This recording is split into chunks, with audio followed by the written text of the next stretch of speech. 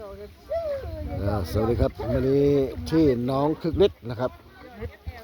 วันนี้เขาผ้าป่าเด้อผ้าป่าน้องคึกฤทธิ์ครับนี่ว่ากระดุงหลายเฮกะมีหลายไปเลยเห็นเนาะกระดุงสุดมากกระดุงหลาย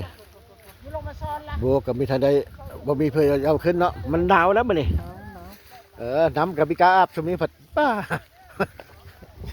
บ่มีน้ำกินนะเขาจะพี่เอาเนาะเดี๋ยวนี้เพื่องบอยู่เลยกระตู้โชว์เอาขึ้นมาโชว์ด้วยนะขึ้นมาโชว์กระตู้ป้าเอาจิกตีนแห่อยู่ได้เพิ่นมาแล้วได้นะเอาจิกไว้ว่ากระตู้เอาขึ้นแล้วเอาแห่ขึ้นแล้วผมไม่เอาป่าขึ้นโอ้ยเนาะไม่ได้เพิ่นว่า